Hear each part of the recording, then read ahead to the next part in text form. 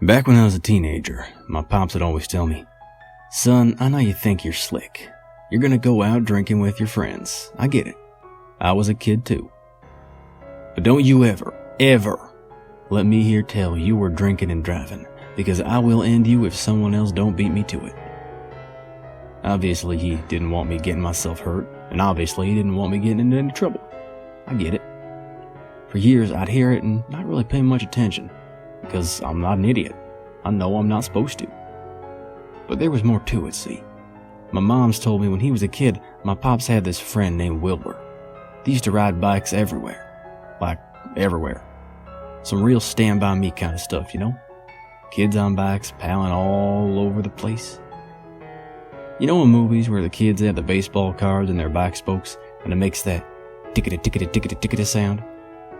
Wilbur used to have so many baseball cards in his wheels.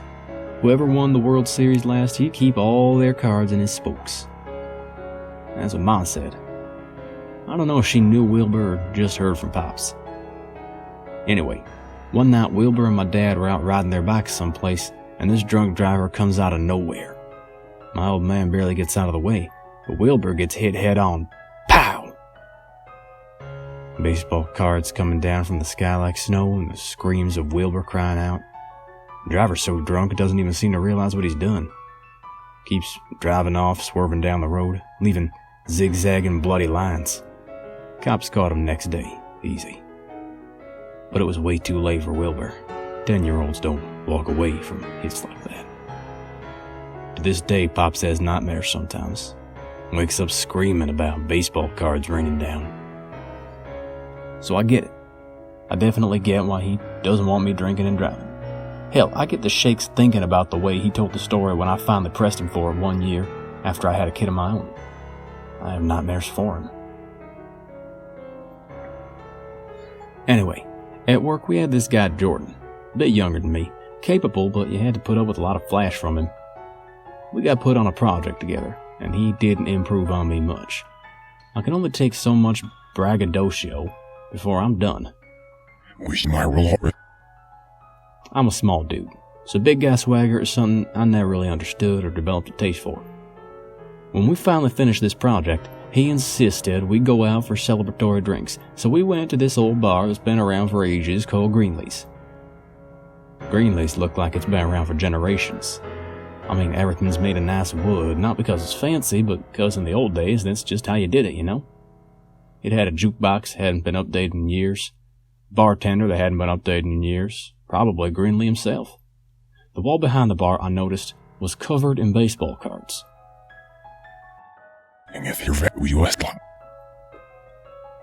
Jordan told me to get a drink.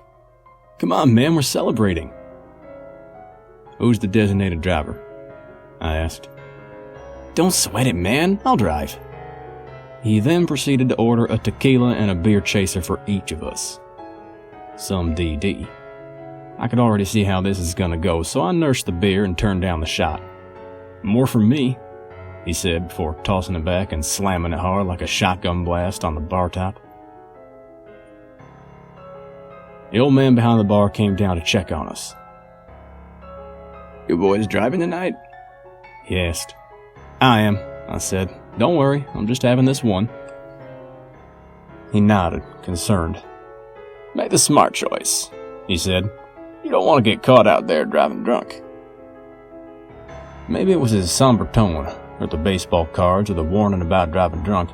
Probably it was all three, but I was reminded of the story of Wilbur, and I just couldn't help myself. I unloaded the tale on the old man, and he choked up. "Glad to know people still think of him," he said. "Glad I'm not the only one." Took a minute for it all to click. "Wait, were you related to him?" I asked. He nods weakly. "He was my boy. My only boy. Never did have another." Suddenly I found myself staring over the baseball cards, a memorial to his lost legacy. Gut punched in my celebration, which was already off to a bad start.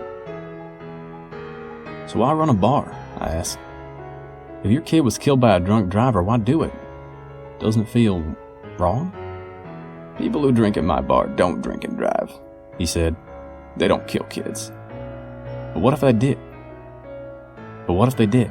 I asked. What if they promise they'll call a cab and then once they step outside, they drive off? If they're smart, they don't. And they don't. But, look, he said, I ran this bar before I lost Wilbur. I got everything tied up in it. I still gotta put bread on my table. Still gotta keep the lights on back home. Still gotta make sure his mama gets the care she needs. Besides, I don't know how to do anything else. Drinking ain't illegal. Driving ain't illegal. It's only the bastards who do the two together that are the problem. And that don't happen here. I'll make sure of it. He was so insistent. I'm sure someone has driven drunk from here before. Maybe he just does his damn best and does his best to rationalize the rest away. I don't know what it's like to go through something like that. I can't even imagine what I'd do, how it'd change me, what lies I'd tell myself just to keep going day after day. The night pressed on, and Jordan plowed through drink after drink, and true to my word, I nursed the one beer. When it was time to cut out, I grabbed Jordan by the elbow and began to lead him away. Come on, time to go. Where? He asked.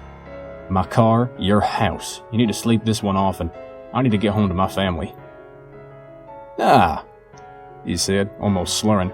I told you. I'm driving us tonight. The old man gave a scowl, and I offered him a placating gesture. Not tonight, you're not, I said. We're taking my car. Your minivan? He says with contempt. What are the chicks gonna say if they see me getting out of a minivan? I look around the mostly empty bar, nary a woman to be seen. I don't think that's gonna be a problem. I said. We're taking my car, he said. Fine, whatever, just give me the keys. It took some cajoling, but he finally handed them over when the bartender threatened to call the cops and have him wait for my coworker just outside the parking lot. Maybe he was right when he said no one ever drove drunk from his place.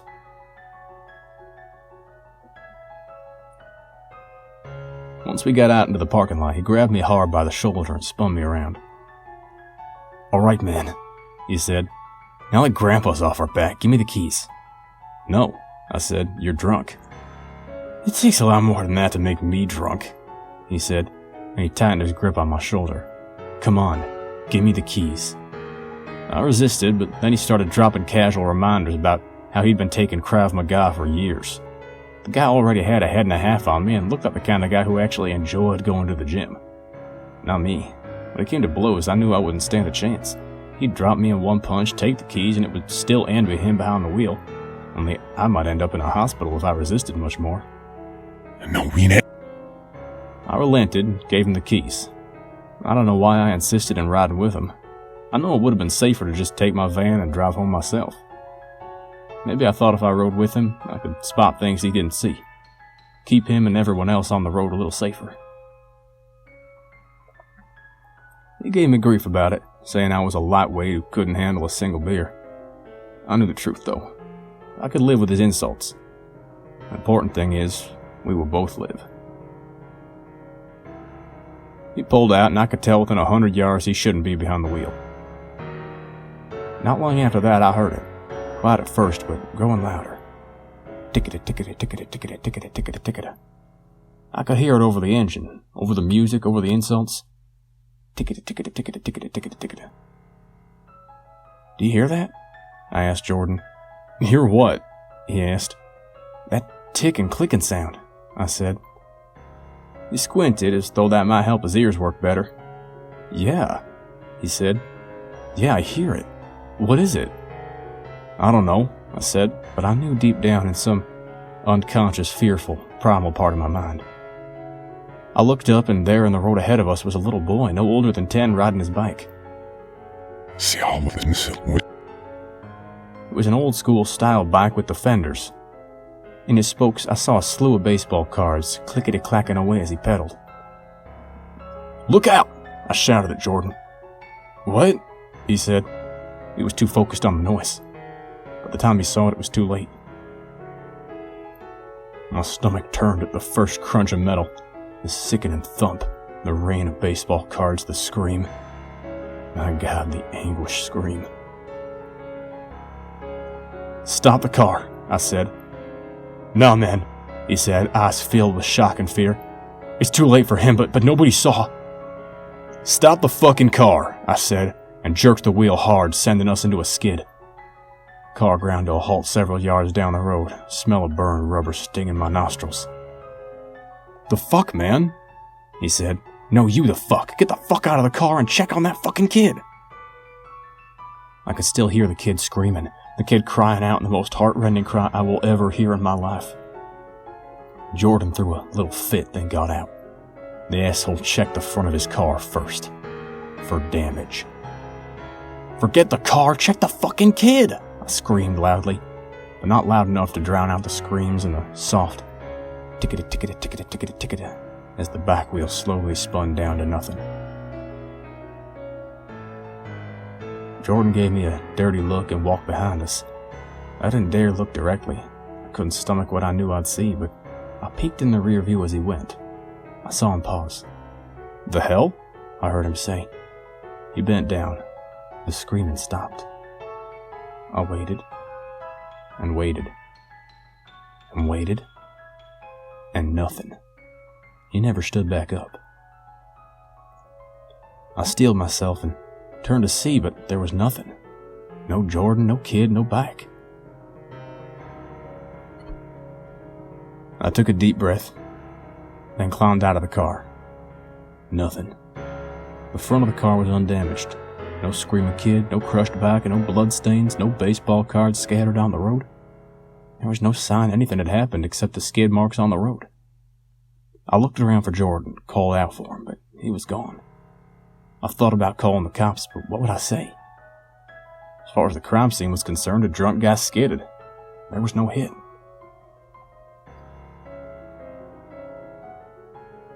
I walked the few hundred yards back to Greenlease, got in my car, and drove home.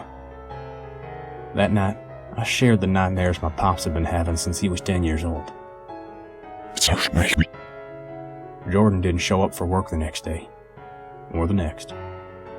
For weeks I had the nightmares. I wanted to drink the shakes away, but I was too afraid to touch a bottle.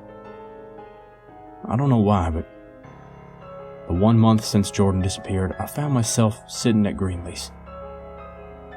I ordered a tequila and a beer. I didn't drink either, just stared at him. The sounds haunted my memories. The crunch, the scream, the tickita-tickita-tickita-tickita-tickita-tickita. "Everything all right?" Greenlee asked. "Just dealing with something," I said, and my eyes drifted over the baseball cards on the back wall.